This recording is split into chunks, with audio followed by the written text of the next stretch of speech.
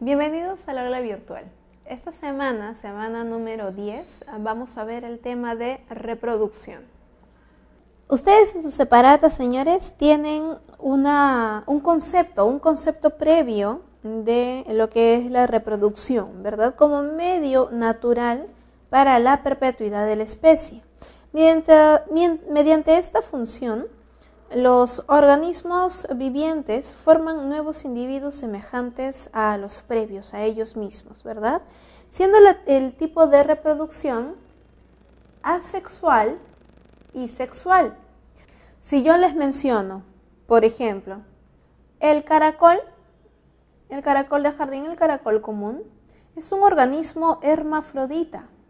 Los caracoles de jardín tienen los orificios copuladores a nivel del cuello, pene y vagina. Son hermafroditas, pero insuficientes. Los caracoles no tienen la capacidad de poder autofecundarse.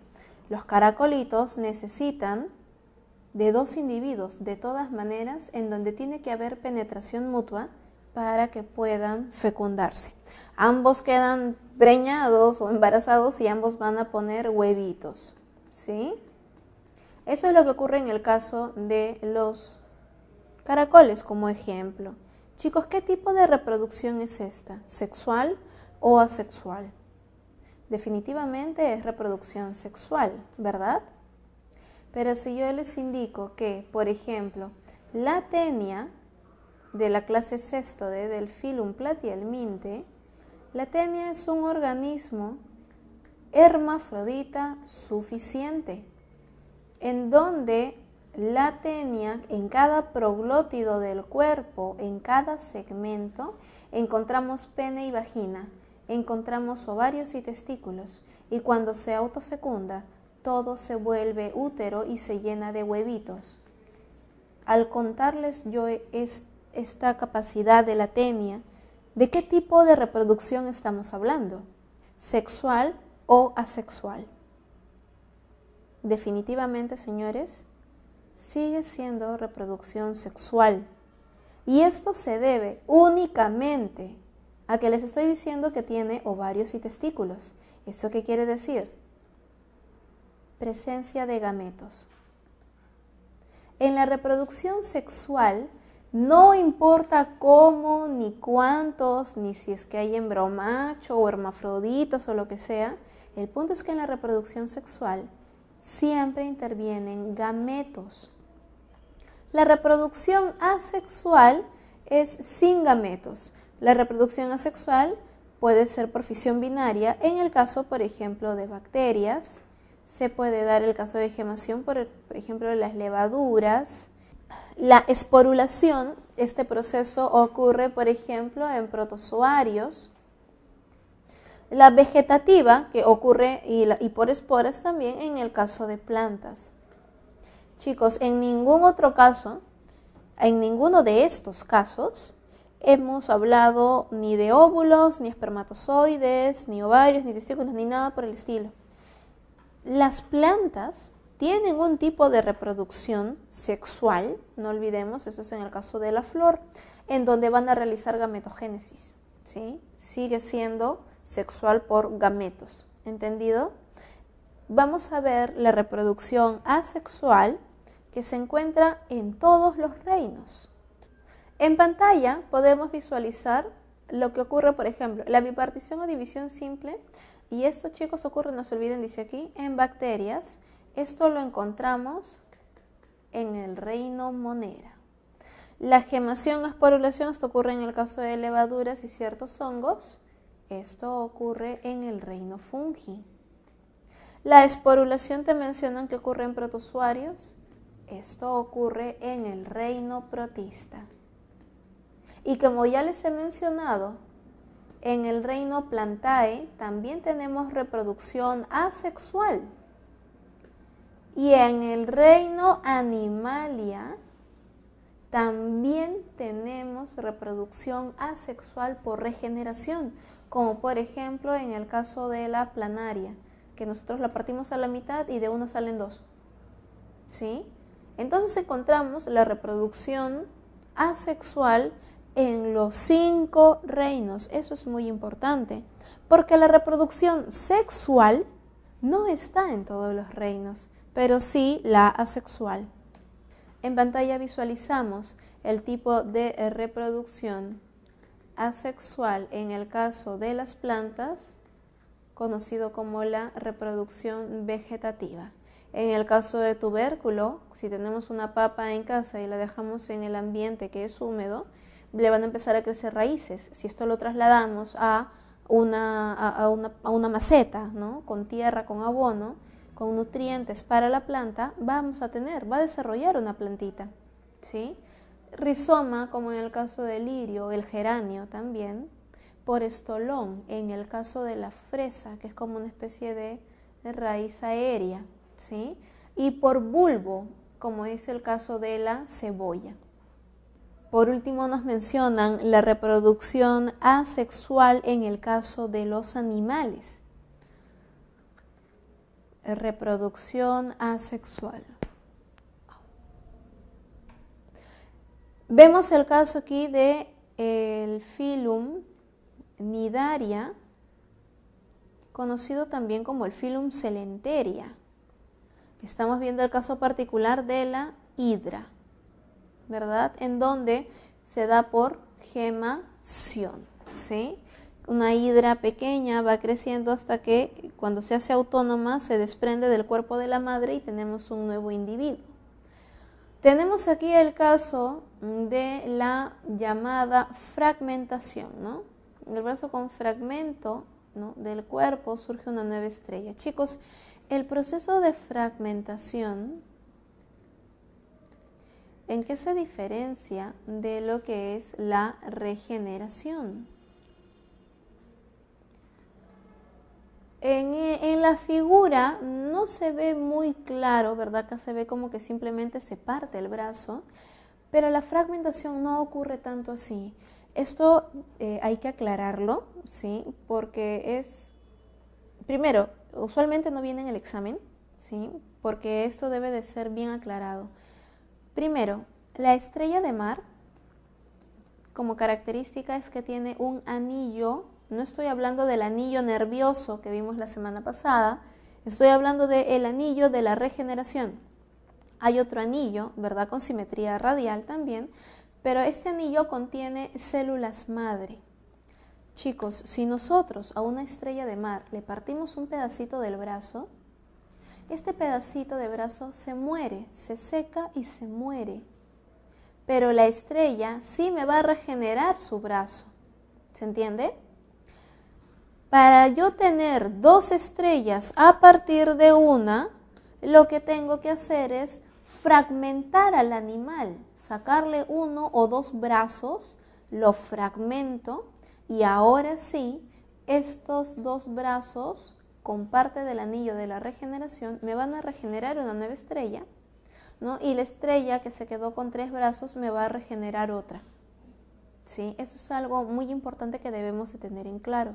La fragmentación no es un proceso en donde simplemente corta un pedacito del brazo y regenera. De esta manera lo encontramos en la gran mayoría de libros, ¿verdad? Pero hay que dejar esto bien en claro. En cambio, en la regeneración, tal como lo estamos viendo aquí, si partes al animal a la mitad o si es que lo partes en 3, va a regenerar o 3 individuos o solamente 2, como lo vemos en este caso. ¿Sí? La regeneración podemos observar aquí que se da en el caso del Phylum Platyhelminthe. A pesar de ser un animal triblástico, tiene la capacidad de regeneración. En el caso de aquí el Phylum Echinodermata, a pesar también de ser un triblástico ya de mayor complejidad, tiene la capacidad de la fragmentación. En cambio, en el caso de los cnidarios o coelenterios, bueno, ellos son diblásticos, ¿verdad? Para poder entrar a lo que es la reproducción sexual, tenemos que tener bien en claro que la producción de gametos, estamos hablando de la gametogénesis, sea la ovogénesis o espermatogénesis, debe de darse obviamente el proceso de meiosis. Y para poder hablar de meiosis tenemos que explicar lo que es el ciclo celular. El ciclo celular parte de la interfase.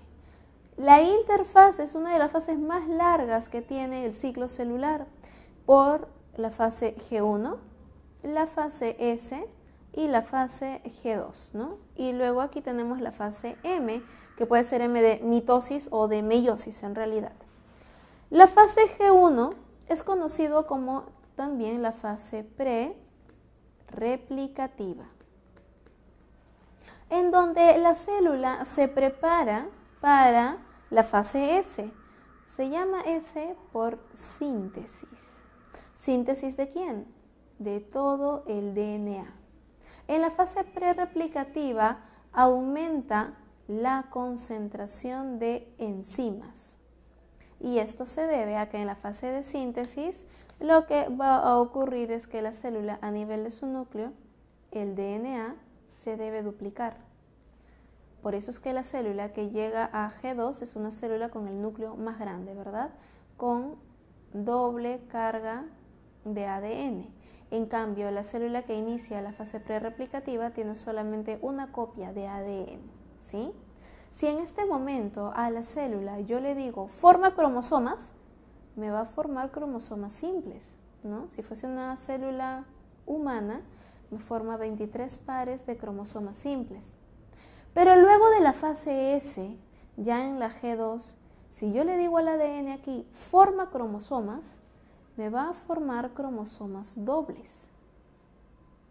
¿Sí? Por eso es que el DNA se debe de duplicar.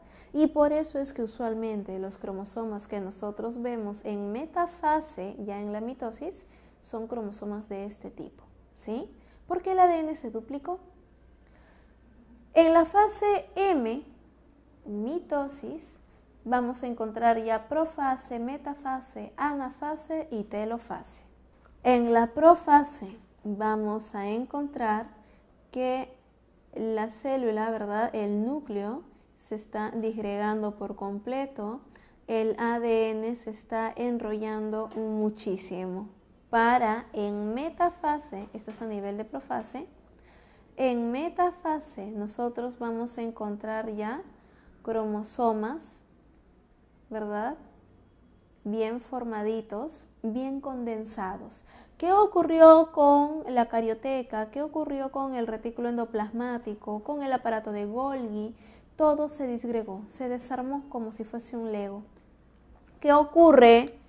¿Qué ocurre con el citoesqueleto? ¿Qué ocurrió con el citoesqueleto? El citoesqueleto ahora está formando el uso acromático, ¿verdad? Para poder sujetar a los cromosomas. Recuerden que el uso acromático está formado por tubulina y la tubulina es parte de los microtúbulos que forman el citoesqueleto. ¿Qué ocurre con las mitocondrias? Señores, las mitocondrias que estaban aquí continúan acá, porque las mitocondrias realizan mitosis junto con la célula, ¿sí? En anafase nosotros ya vamos a encontrar los cromosomas centraditos, ¿verdad? Siendo ya repartidos hacia los costados, hacia los polos.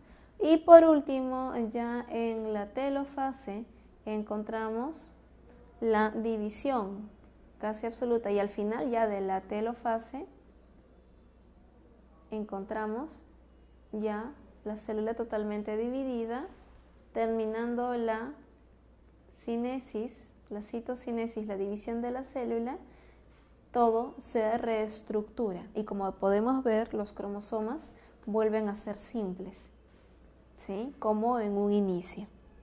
Esto es lo que va a ocurrir, ¿verdad? Este gráfico ustedes lo tienen en la separata, en donde les mencionan la interfase, la fase G1, en donde la célula duplica su tamaño, aumenta la cantidad de organelas, enzimas y otras moléculas, ¿verdad? La G1. En la fase S, en donde se duplica el ADN, se duplican las proteínas y ahora hay dos copias. En vez de una sola molécula de ADN, hay dos. Estamos hablando de la cromatina en general, ¿eh? Ahora hay doble cromatina. En la fase G2 vamos a encontrar que las estructuras necesarias para la división empiezan a montarse, ¿verdad? Se empiezan a formar los llamados cromosomas. Y ya en la mitosis, todo va a ocurrir, tal como lo hemos mencionado, profase, metafase, anafase y telofase, para luego de la citocinesis obtener 2 células. Y la célula nuevamente puede entrar a división, si es que es una célula madre, por ejemplo. Lo más importante de esto, señores, la mitosis, ¿en quiénes ocurre? La mitosis suele ocurrir en las células somáticas. ¿Quiénes son las células somáticas? Son las células del cuerpo. Ejemplo, las células de la piel. Nuestra piel, si nosotros nos caemos, nos raspamos, perdemos un poco de piel, pero las células epiteliales se regeneran. Al regenerarse, ¿qué es lo que hacen? Mitosis. Por eso es que cuando la costra se cae, debajo de la costra encontramos nueva piel. Estos gráficos también ustedes los tienen en la separata, en donde podemos visualizar la interfase, ¿verdad? ¿Qué es lo que va ocurriendo? La cromatina la encontramos duplicada, un núcleo muy lleno de ADN, ¿sí? Los centriolos ya se encuentran de a pares, los centriolos con los ásteres van a dirigir la formación de los microtúbulos, esto es parte del citoesqueleto, no se olviden. Se forma el llamado uso acromático temprano, mientras que los ásteres terminan de migrar hacia los polos. El núcleo y todas las organelas que están por aquí, los retículos, Golgi, todo se desorganiza, los ribosomas, excepto mitocondrias, como ya les he mencionado. Una vez que los centriolos ya están hacia los polos, el uso acromático ya está distribuido, vemos los cromosomas. La estructura del cinetocoro que están mencionando aquí, el cinetocoro es los puntos del centrómero del cromosoma en donde se une el uso acromático, ¿sí? En metafase vemos ya los cromosomas bien alineaditos, ¿sí? El uso acromático sujetando fuertemente los cromosomas, para ya en anafase visualizar la migración. Como vemos, el cromosoma doble se parte a la mitad y empieza la migración. La migración, por si acaso, ocurre del cinetocoro. Aquí encontramos enzimas que van degradando y se degrada. ¿Sí? El microtúbulo se degrada, la tubulina se va degradando hasta que va disminuyendo su tamaño, y de esa forma es como se logra la migración del cromosoma hacia los polos.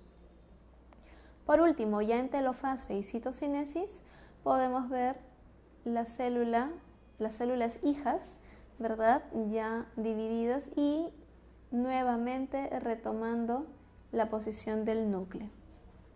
Aquí encontramos la citocinesis en el caso de la célula vegetal. Sabemos que la particularidad de la célula vegetal es que tiene pared celular, ¿verdad? Internamente su membrana tiene la pared de celulosa, hemicelulosa y pectina. La peculiaridad es que luego de que este individuo, esta célula, realiza la división, ¿sí?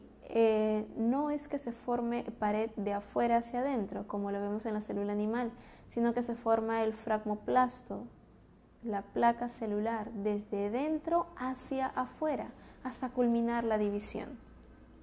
En meiosis debemos de recordar lo siguiente. La meiosis se divide en meiosis 1 y en meiosis 2. Meiosis 1, conocido como la fase reduccional.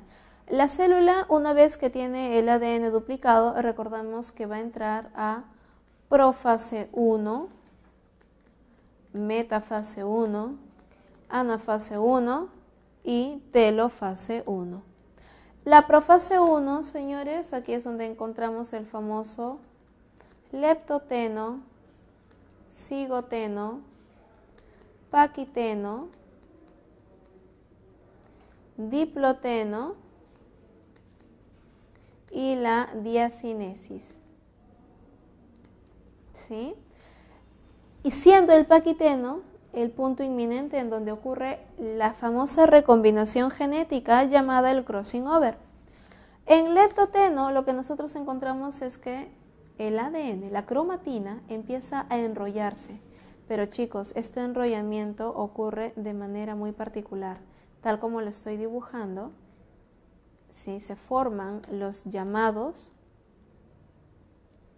cromosomas plumbosos, también conocidos como los cromosomas en bucket, ¿sí? Cromosomas plumbosos o cromosomas en bucket.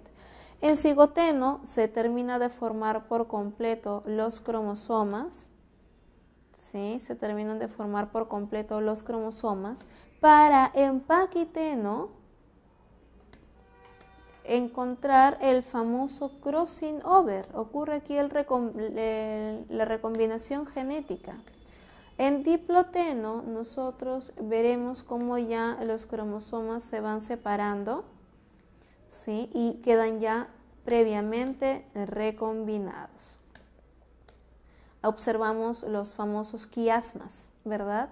Mientras que en la diacinesis ya vemos cómo los cromosomas están ya simplemente juntitos, pero por los extremos del cromosoma.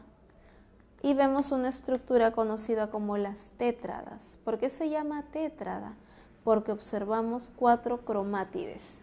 ¿Sí? Recuerden que esto al final se va a dividir a la mitad en cromosoma simple, formado por una sola cromátide.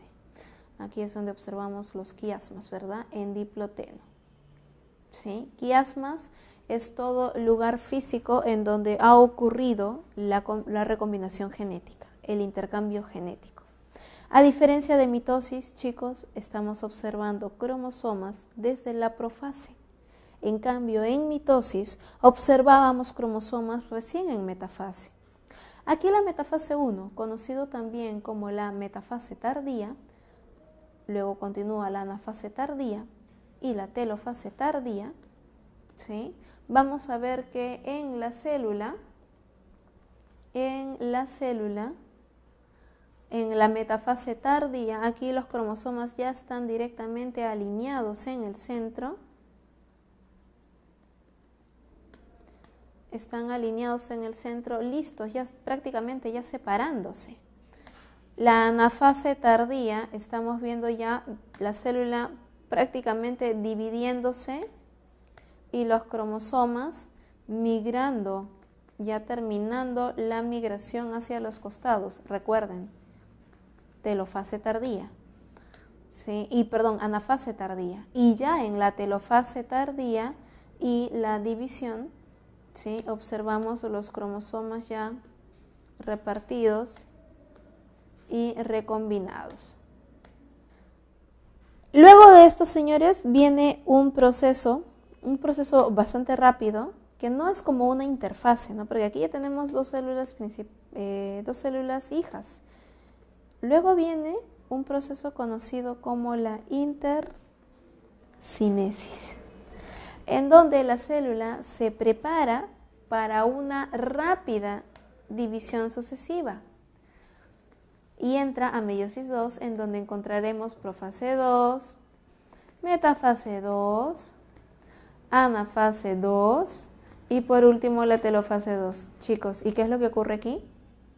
Es muy similar a una mitosis, tal como lo estamos viendo aquí.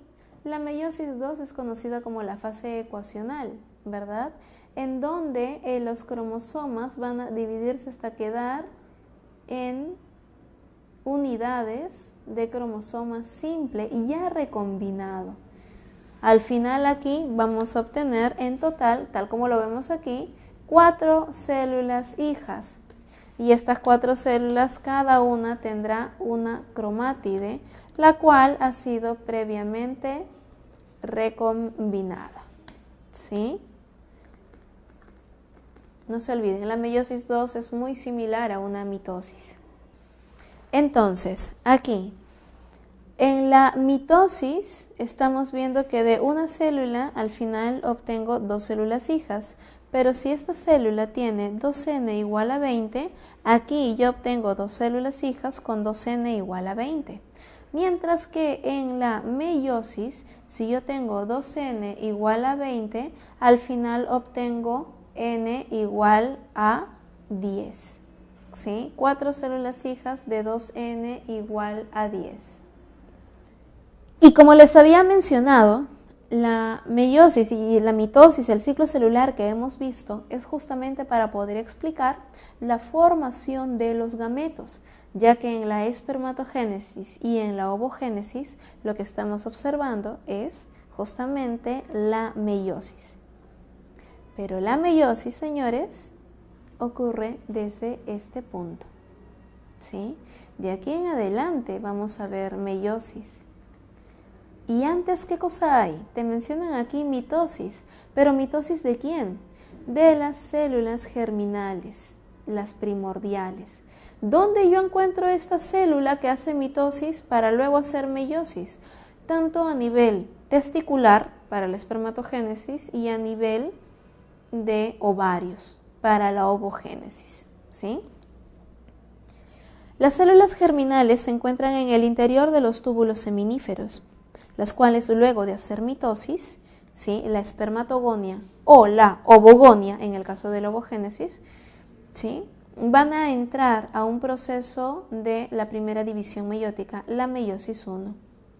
El espermatocito luego da 2 primeras células hijas, que son los espermatocitos secundarios, ¿sí?, de espermatocito primario a espermatocitos secundarios, y luego viene la segunda división meiótica o la meiosis 2, que es muy similar a una mitosis, ¿verdad? En donde al final nosotros vamos a obtener, en el caso del varón, 4 espermátidas, las cuales luego maduran y por un proceso de diferenciación se obtienen los espermatozoides, ¿sí? Los espermatozoides es ya el gameto que tiene la cola, la capacidad de movimiento para poder fecundar. Lo que obtenemos en el caso de la mujer, chicos, luego de la meiosis 1, es el primer corpúsculo polar, ¿sí?, y el oocito, obviamente, ¿sí? El oocito secundario, luego ya de la segunda división meiótica, tenemos al famoso ovocito 2. Y los 3 corpúsculos polares. En este caso, los 3 corpúsculos han degenerado, ¿verdad? Quedan simplemente como cuerpitos polares. Y nos queda el óvulo haploide. Al igual que los espermatozoides también son haploides. Cuando este espermatozoide y este óvulo se junten, me formarán un individuo diploide. Ya hemos visto cómo es que se producen los gametos. Los gametos, en el caso de los varones, se producen a nivel testicular, ¿verdad? Ese es el gráfico que ustedes tienen en su separata. A nivel testicular nosotros vamos a encontrar estructuras bien organizadas que contienen a los túbulos seminíferos. Si lo vemos en un corte transversal, los túbulos seminíferos se verían así, ¿verdad? De lo contrario, los túbulos seminíferos están como que bien enredados, ¿sí? Aquí ocurre la producción de espermatozoides, pero ojo, señores, los espermatozoides producidos a nivel testicular son inmaduros, incapaces de fecundar. Los espermatozoides tienen que salir del testículo y pasar al epidídimo. El epidídimo es como un saco que se encuentra encima del testículo. En el epidídimo es donde ocurre la maduración de espermatozoides y ahí es donde los espermatozoides adquieren su capacidad de motilidad. Ahí es donde van a adquirir la capacidad de movimiento para fecundar. En caso los espermatozoides no salgan, no sean expulsados, no sean utilizados, los espermatozoides se reabsorberán en el cuerpo del varón y serán utilizados como energía. Vemos por aquí el vaso deferente o conducto deferente, ¿verdad?, que llega a tener contacto hacia las vesículas seminales, ¿sí?, para luego continuar por aquí. Aquí encontramos la popular próstata, que es una glándula que en realidad envuelve, ¿verdad?, envuelve a la uretra, ¿sí? Recordemos que en el caso del varón, los varones utilizan el órgano copulador tanto también para la salida de la excreción, ¿verdad? Porque por aquí vemos que la uretra también tiene contacto hacia la vejiga urinaria, ¿sí? Un solo conducto de salida de la orina y de salida de los espermatozoides para la cópula, para la fecundación. Vemos aquí nuevamente el proceso de espermatogénesis, ¿verdad? A nivel testicular, desde la espermatogonia, que pasa a espermatocito primario, no olvidemos, luego viene la meiosis 1, pasa a espermatocito secundario, y luego de la meiosis 2 encontramos ahora las espermátidas. En la espermátida aquí culmina la meiosis, por si acaso, ¿sí? De espermátida a espermatozoide como tal, tiene que haber un proceso de diferenciación, ya lo hemos visto, ¿verdad? En la pizarra anterior, ¿sí? Para que logre desarrollar la famosa cola, la cabeza, y esto es un espermatozoide inmaduro. Recordemos que un espermatozoide se caracteriza por tener la cola, cuello y cabeza, una cabeza bastante pequeña, en donde encontramos un lisosoma diferenciado llamado el acrosoma, que contiene en su interior enzimas especializadas para poder degradar la zona pelúcida, ¿verdad? Que tiene alrededor el óvulo, su zona protectora. Tiene un núcleo muy pequeño, con ADN muy compactado, y las mitocondrias que se encuentran prácticamente en la base del cuello para poder producir gran cantidad de ATP, obviamente para la motilidad de la cola, ¿verdad? Para que el espermatozoide pueda nadar. En pantalla, chicos, la imagen que ustedes tienen aquí de los cuerpos cavernosos, la túnica albuginea, el cuerpo cavernoso uretral y por último la uretra, señores, este es un corte transversal del pene.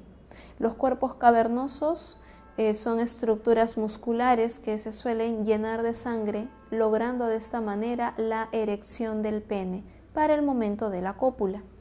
¿Sí? La uretra se encuentra aquí, la uretra también está rodeada de un cuerpo cavernoso, ¿sí?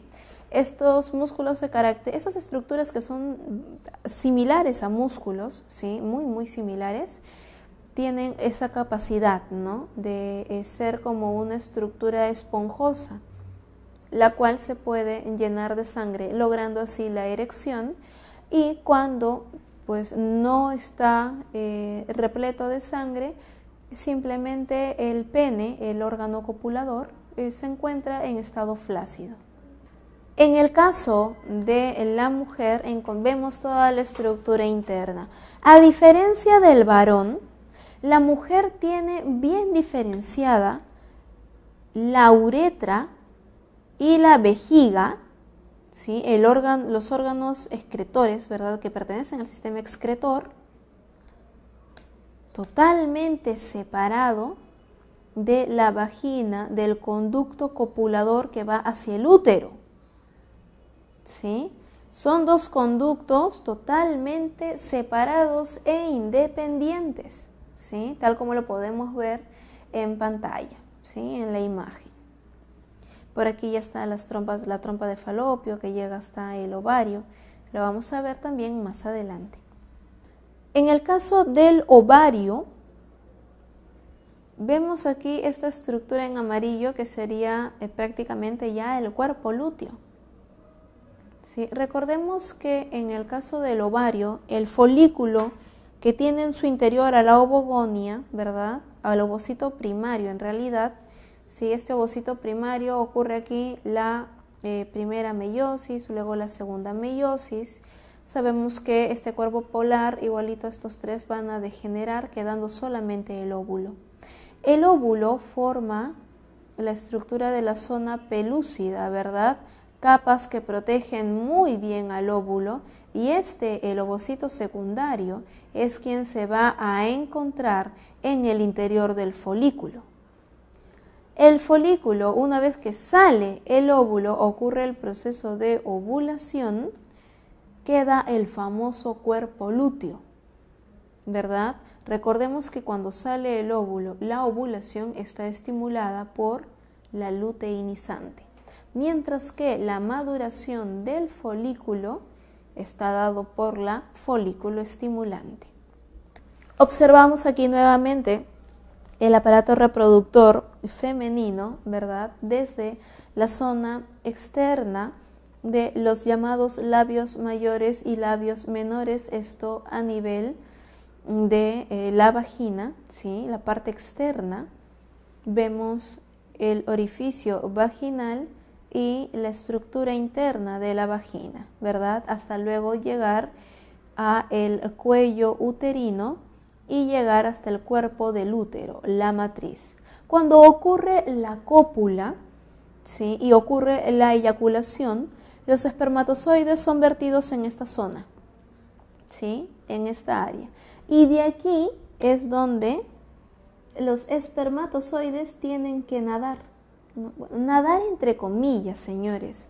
Porque lo que ocurre en realidad, si nosotros vemos videos en YouTube, ¿no? En la web, vemos literalmente al espermatozoide nadando. Pero señores, internamente aquí no es que el ovario, el útero está lleno de agua y el espermatozoide nada. No, nada que ver, chicos.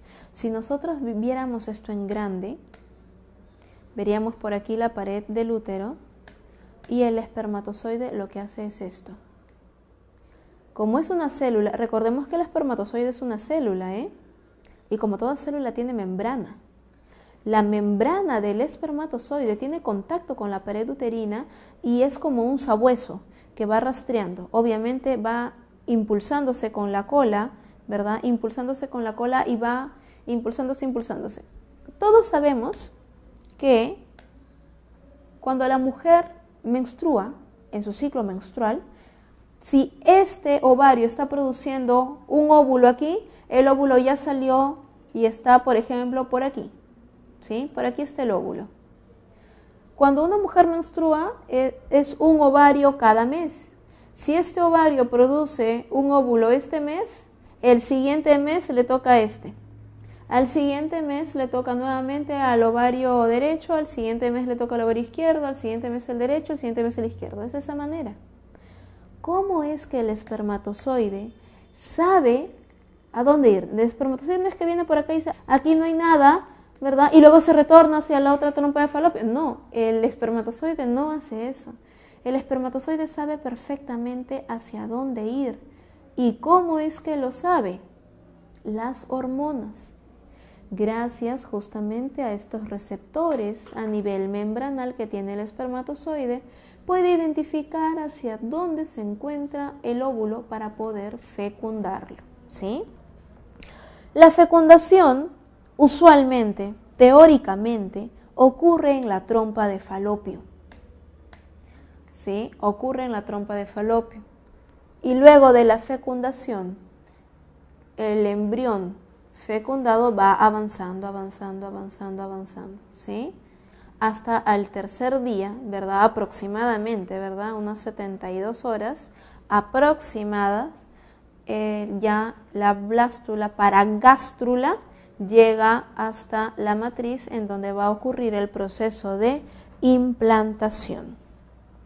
En pantalla vemos justo lo que les mencionaba, el ovario, ¿verdad? Desde la formación del folículo, miren, aquí vemos un folículo pequeño, vemos aquí el ovocito primario, ahora ya el folículo maduro, ¿verdad? Llamado también el folículo de Graf, por si acaso en algunos textos también lo mencionan, no es necesario, muy raro que venga esto en el examen, ¿sí? Y quien participa en todo el proceso de maduración del folículo es obviamente la folículo estimulante, ¿sí? Para el momento de la ovulación, aquí exactamente es donde participa la luteinizante, ya que como consecuencia de la ovulación, el folículo degenera en el llamado cuerpo lúteo. ¿Para qué?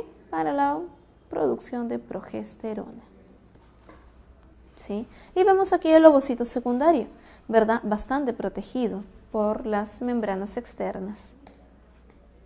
Eso es lo que ocurre, señores, en el caso de los animales. En el caso de las plantas, la situación vamos a ver que es totalmente diferente, ya que en la planta la producción, tal como vemos aquí, microgametogénesis. Microgametogénesis es la parte masculina, ¿sí? Son los gametos más pequeños. Estamos hablando de los granos de polen. Todo parte de un microsporocito. Luego de la meiosis, ¿verdad? Conformada por meiosis 1 y meiosis 2, se forman las microsporas. Señores, hasta aquí acabó la meiosis. Luego de esto viene la primera cariocinesis. Cario significa núcleo. Cinesis, división. Y tal como podemos observar en el gráfico, el núcleo se ha dividido en dos. O sea que ahora este núcleo vuelve a ser diploide. Pero esto no queda ahí. Viene una segunda cariocinesis en donde ahora ocurre una segunda división del núcleo y se forman 3 núcleos internos, ¿verdad? 3N. Ahora, recién, chicos, a estos sí los podemos llamar, tal como lo indican aquí, los granos de polen. Esto es el grano de polen. Una célula que en su interior tiene 3 núcleos haploides. ¿Y por qué tiene 3 núcleos haploides? Se los aseguro, los va a utilizar. El primer núcleo es conocido como el núcleo del tubo. El núcleo del tubo polínico, ¿sí? Y los otros dos son conocidos como los núcleos espermáticos. Eso es lo que ocurre con la parte masculina, ¿verdad? En el caso de la flor. Recordemos que la flor es el órgano hermafrodita de la planta, ¿no? Las flores son como los genitales de la planta, en donde se van a producir los gametos. En la parte femenina se produce el megasporocito, el cual luego de meiosis 1, meiosis 2, sabemos que tiene las 4 células, pero ya sabemos que 3 degeneran y nos queda solamente 1. Hasta aquí acabó la meiosis. Luego, ¿qué viene, señores? La cariocinesis. Viene una primera cariocinesis, una segunda cariocinesis, y en el caso de la macrogametogénesis, la parte femenina, viene una tercera cariocinesis que culmina en 8 núcleos. Y estos 8 núcleos se ordenan de la siguiente manera: 2 núcleos polares, 2N, 3 antípodas haploides, cada una obviamente, y 2 sinérgidas, también haploides. En total, 8 núcleos. La microgametogénesis ocurre a nivel de las anteras. Aquí es donde ocurre la microgametogénesis, producción de los granos de polen, ¿verdad? Que son triploides. Y a nivel del ovario, ¿verdad? Del ovario de la planta es donde ocurre la famosa macrogametogénesis. ¿Sí? Esto ocurre obviamente en la flor, ¿no? Y en pantalla observamos las otras partes que tiene la flor, ¿verdad? Los pétalos, la parte colorida, los sépalos, las hojitas verdes, el pedúnculo, el estigma, que es la entrada, ¿verdad? Usualmente el estigma tiene una sustancia pegajosa para que los granos de polen se adhieran, ¿sí? Los granos de polen, tal como vemos, se producen a nivel de los estambres, ¿no? El grano de polen cae. Aquí en su interior del grano de polen es donde están los 3 núcleos. Cuando el grano de polen cae y llega hacia el estigma, ¿sí? El grano de polen se abre, se fusiona y entra el primer núcleo. ¿Cuál es el núcleo que entra? Obviamente el núcleo formador del tubo polínico que entra hasta aquí. La función de este primer núcleo, obviamente, es, tal como lo vemos aquí en pantalla, miren, formar el tubo polínico. Luego, a través del tubo polínico, ingresan los otros 2 núcleos, el núcleo espermático 1 y 2. ¿Y a dónde van los núcleos espermáticos? Tal como lo vemos aquí el tubo polínico. El primer núcleo espermático ingresa y va a fecundar al óvulo, ¿sí? Lo fecunda, y el segundo núcleo espermático va a fecundar a los cuerpos polares. Bueno, no es una fecundación, es simplemente una fusión, formando una estructura triploide que posteriormente será el mesocarpo, la parte comestible del fruto, ¿sí? Luego vemos el desarrollo embrionario hasta luego formar una semilla, ¿sí? Esto de aquí es una semilla. El embrión se encuentra en la parte interna y luego cuando la semilla cae, ¿verdad?, va a formar un pequeño individuo. El esporofito es la planta, el árbol. Luego la planta desarrollará su estructura genitalia, conocida como la flor, ¿sí? Señores, ya hemos visto entonces la producción de gametos, tanto en humanos como en plantas, que son los temas que en realidad más vienen a la hora del examen, ¿sí?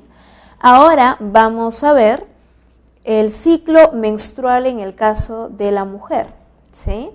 Vemos aquí la imagen, vemos el ovario, ¿verdad? A nivel del ovario sabemos que se forma el folículo, se da la maduración del folículo hasta que se da la ovulación. Pero chicos, aquí vemos el siguiente gráfico que nos muestra la temperatura corporal, ¿verdad? Al momento de la ovulación, que es justo en el día 14, ¿verdad? En el día 14, aquí la temperatura corporal aumenta. La ovulación, ¿recuerdan qué hormona es la que interviene? Tal como lo vemos aquí, la hormona luteinizante en los primeros días se mantiene baja y en el día 14 se eleva a su máxima expresión, ¿sí? La luteinizante en el día 14 es quien logra el proceso de ovulación, ¿sí? En estos días es donde se menciona que la mujer experimenta un cambio hormonal, tal como lo vemos en pantalla. Luteinizante está al máximo, el estradiol, vemos que la progesterona, ¿quién producía la progesterona? ¿Recuerdan? La progesterona es consecuencia de la formación del cuerpo lúteo. Es el cuerpo lúteo quien produce la progesterona y la progesterona, digamos que interviene en el estado de ánimo de la mujer. La pone de un mejor humor, más, digamos que es más amigable, ¿sí? En los mamíferos inferiores, en los mamíferos de menor complejidad, esto es lo que se le llama la etapa de celo del animal, ¿sí? En las hembras de, por ejemplo, nuestras mascotas, ¿no?, de lobos, la etapa de celo es la etapa en donde la hembra ha ovulado y está dispuesta para la cópula, ¿sí? En el caso del ser humano, como somos mamíferos tan complejos, con un sistema nervioso central muy desarrollado, nosotros tenemos diferentes tipos de comportamiento, tanto por el estado de conciencia, ¿sí? Sin embargo, la mujer experimenta un cambio de ánimo, ¿sí?, un mejor humor, nada más. Vemos que a nivel del endometrio, ¿verdad? El endometrio, el día número 1, por si acaso chicos, se considera el día número 1 del ciclo menstrual, el día que cae la primera gota de sangre. Ese es el primer día de la fase menstrual, ¿verdad? Hasta el día 4, 5 aproximadamente, que dura la menstruación, termina de caer toda la sangre y luego vienen los siguientes días en donde el endometrio vuelve a crecer, ¿verdad? El día 14, el día de la ovulación, ya hay un pequeño endometrio formado, por si acaso. Por si es que ocurre cópula y ocurre fecundación, el pequeño embrioncito ya podría implantarse a este nivel, ¿sí? Si no hay fecundación, el proceso continúa, ¿verdad? Sigue dándose la fase lútea en donde la progesterona ayuda a que engrose el endometrio, ¿verdad? Hasta que culmina hasta el día 28 y nuevamente cae la primera gota de sangre y continúa el ciclo menstrual. Aquí vemos con mayor detalle la formación del óvulo, ¿verdad? La corona radiata o corona radiante, también lo llaman, es como un cúmulo de células pequeñas que van formando una estructura protectora, ¿sí? Vemos por aquí el espermatozoide entrando al óvulo, ¿sí? Y luego vemos ya la reacción cortical, en donde se ocurre una reconstrucción de zona pelúcida. Esto es como el sellado De esta manera se evita que otro espermatozoide ingrese de manera tardía, ¿sí? Vemos aquí el pronúcleo del espermatozoide, ¿sí? Y aquí está obviamente el pronúcleo del óvulo y luego viene la fusión de los llamados pronúcleos. Y luego entra una metafase y viene toda la división. La división en el caso de mamíferos, en el caso del humano ocurre de esta manera, ¿verdad? En el interior de la protección de lo que tenía el óvulo. Luego, por eso es que se le llama el huevo o cigoto, porque como tiene esta capa protectora, este huevito debe de eclosionar. Y cuando eclosiona sale el embrión, ¿verdad? Como una especie de burbujita, y en su interior encontramos la llamada masa celular interna, la cual dará origen a esta estructura, ¿sí? Que luego de muchas divisiones va a ir formando esto, ¿verdad, chicos?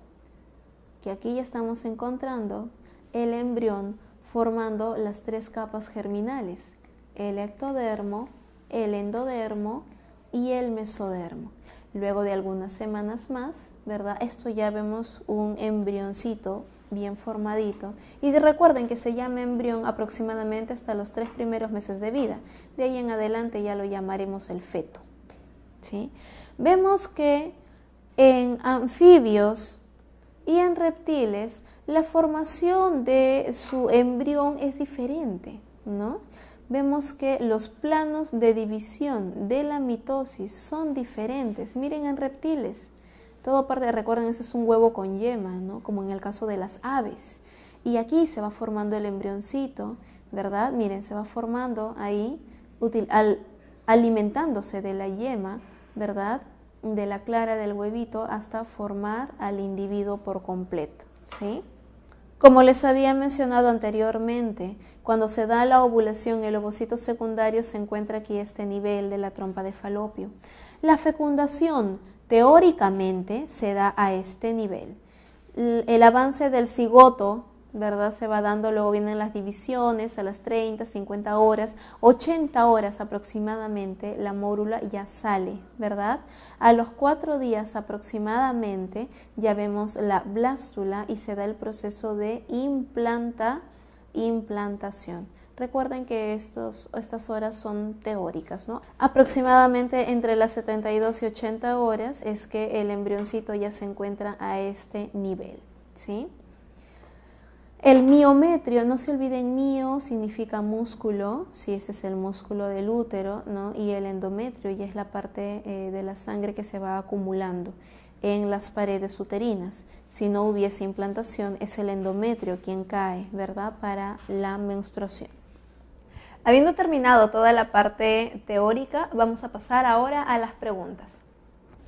En la pregunta número 1, en donde nos menciona características de seres vivos, es la ausencia de fusión de células, quiere decir que no hay fecundación. Ocurre una multiplicación de los individuos por mecanismos a partir de células vegetativas, una multiplicación vegetativa por fragmentación o células del cuerpo, no células especiales. De acuerdo a esto, estaríamos hablando de, básicamente, la reproducción asexual. En el caso de la partenogénesis, por si acaso, chicos, esto ocurre, por ejemplo, en el caso de las abejas para la producción de zánganos, ¿no? Un óvulo no fecundado, en el caso de la abeja, un óvulo no fecundado tiene la capacidad para desarrollar un individuo independiente, ¿sí? Un zángano, que sería un organismo haploide, no olvidemos eso. En la pregunta número 2, en el siguiente gráfico representa una forma de reproducción que ocurre, obviamente, chicos, ¿qué estamos viendo? Vemos que hay una sola célula, el núcleo se divide, el núcleo luego se rodea de membrana y luego salen pequeñas celulitas. Esto es un proceso de esporulación, ¿no?, que lo realizan principalmente los protozoarios por esporas. Número 3 es una técnica de propagación vegetal, especialmente utilizada en árboles frutales y plantas leñosas, en donde se coloca una planta patrón en contacto con la planta que se desea reproducir, por ejemplo una púa, uniendo sus partes y produciendo una fusión fisiológica. De la unión de ambas plantas crecerá un nuevo individuo. De las opciones dadas a continuación, escoja las respuestas más compatibles con la definición dada y luego escoja la alternativa correcta. Estaríamos hablando de, por ejemplo, se trata de la producción de un esqueje. Tenemos que tener en cuenta que un fragmento del tallo de una planta, que sería lo que conocemos como un injerto, se introduce dentro del tallo o tronco de la misma especie o distinta, pero tienen que ser afines. Se suele usar en árboles frutales, especialmente ornamentales, también herbáceos, ¿sí?, donde de dos plantas distintas se obtiene un organismo autónomo. La púa es un trozo de tallo que se coloca dentro del tallo patrón, ¿sí? Por lo tanto, es un método de propagación vegetativa. Se trata de un esqueje, dos plantas distintas se obtiene un organismo autónomo, o se trata de la producción de un injerto. Definitivamente estaríamos hablando de la 3 y la 4. Es solo un injerto, ¿sí? Es solamente un injerto, no estamos hablando de la reproducción vegetativa, eso es diferente. Número 4 es para rellenar. Les puedes cortar una pieza, cualquier parte del animal de alguna manera, ¿verdad? Mágicamente se convierte en un gusano, dijo el biólogo Jochen Rinck del Instituto Max Planck de Alemania, quien dirigió uno de estos estudios, ¿no?, para responder a la siguiente pregunta: ¿por qué algunos animales se pueden mientras que otros no? Estaríamos hablando obviamente de los platelmintos, que tienen la capacidad de regeneración.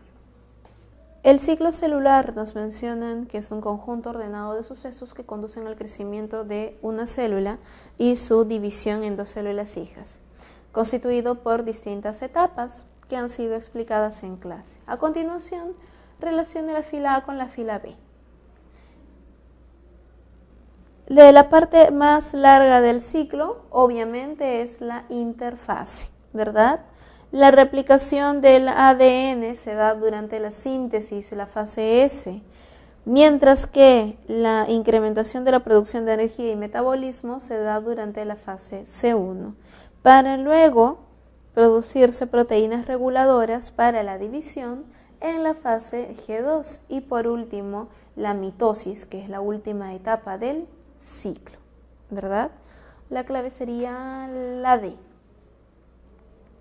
En la pregunta número 6 nos muestran diferentes tipos de cromosomas, ¿verdad? En donde, por ejemplo, el número 1 nos muestra un centrómero en situación central, brazos del mismo tamaño.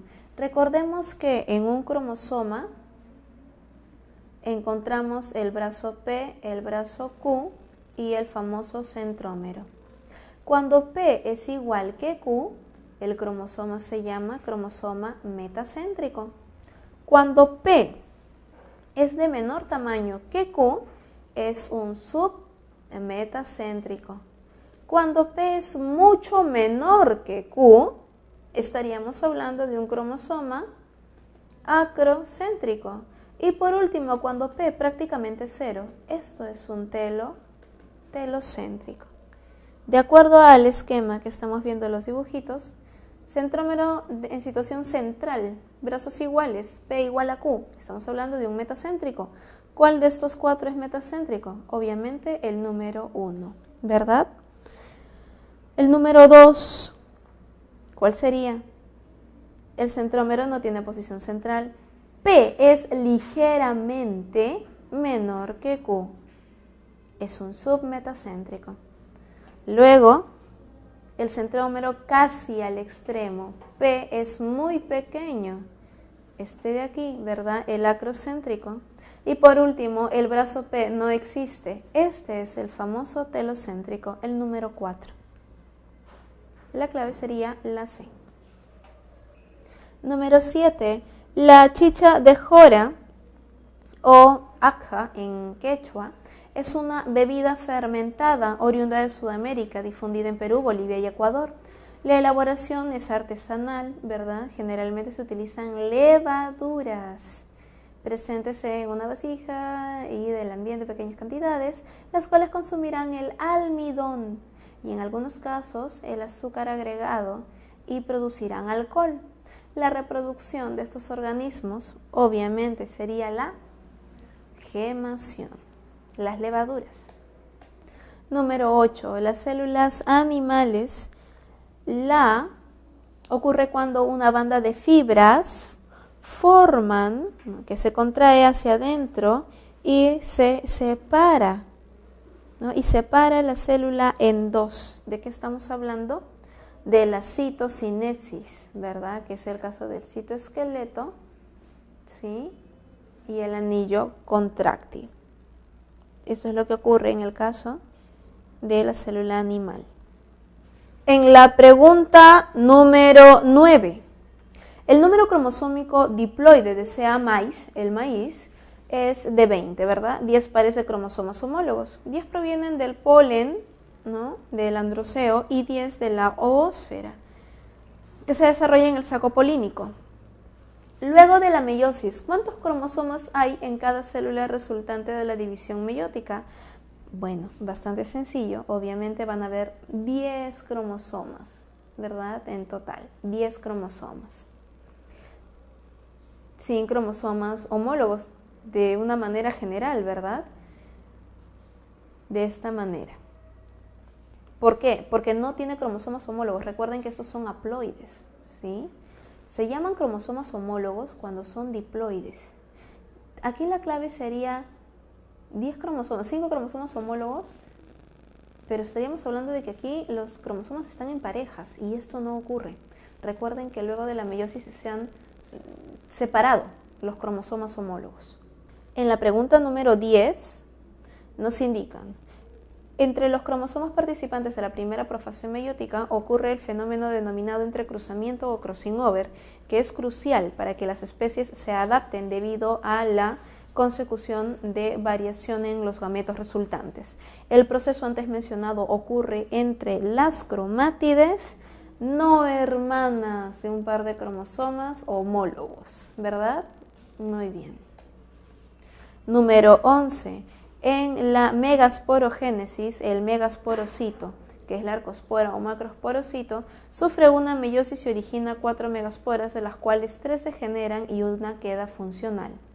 En esta megaspora el núcleo se divide 3 veces, originando un saco embrionario con 8 núcleos haploides, lo que ya habíamos visto, de los cuales una es la ósfera, 2 cuerpos polares, 2 sinérgidas y 3 antípodas. Si la quinoa posee 36 cromosomas somáticos, ¿cuántos cromosomas se encontrarían en la megaspora y el saco embrionario respectivamente? Bueno, obviamente, cada núcleo es haploide. Por lo tanto, la megaspora tendría en total 9, ¿verdad? ¿Y cuántos en el saco embrionario? Si en total vamos a encontrar los 8 núcleos, sabiendo que es 2n igual a 36, si 2n, luego nos mencionan que posee 36 cromosomas somáticos, ¿cuántos cromosomas se encontrarían en la megaspora y en el saco embrionario respectivamente? Si es 2n igual a 36, porque te están hablando de cromosomas somáticos, o sea, esto es su 2n, el n obviamente sería 18, ¿sí? Te están hablando del saco embrionario. El saco embrionario contiene el óvulo, contiene cuerpos polares, contiene las sinérgidas, contiene las antípodas. Esto quiere decir que nos están preguntando por un n, que es el óvulo, y nos están preguntando por el 8n, por todo en total. Sería, obviamente, 18 y 144. Ahora sí. Número 12. Un estudiante de botánica se encuentra estudiando el ciclo vital de una planta y observa que la flor produce grandes cantidades de polen y sus núcleos están listos para la polinización. Diariamente llegan muchos insectos a visitarla, pero no han podido polinizarla. Podemos deducir entonces que las partes de la flor estarían fallando serían obviamente la parte del gineceo, ¿verdad? Estaría fallando la parte femenina. Número 13. La espermatogénesis es un proceso cuya función principal es la producción de espermatozoides. Se inicia en la adolescencia, entre los 12 y 14 años. Consta de diferentes fases y se realiza en el interior de los testículos. Unas estructuras denominadas, obviamente, túbulos seminíferos. Número 14. El ciclo menstrual. ¿Cuáles son cada una de las etapas, chicos, durante todo este proceso que nos indican aquí? Sabemos que ocurre debido a las hormonas y todo lo demás, ¿verdad? La menstruación es la etapa de sangrado en donde se elimina el endometrio, ¿verdad? Número 1. La etapa folicular, en donde es la etapa también proliferativa, ¿verdad? El folículo va a desarrollar. Número 2. La ovulación, en donde el folículo de Graf que te había mencionado se rompe y se libera el óvulo a la trompa de Falopio. Y por último, la ovulación es en donde el cuerpo lúteo va a producir la etapa lútea es donde el cuerpo lúteo va a producir la progesterona para el engrosamiento del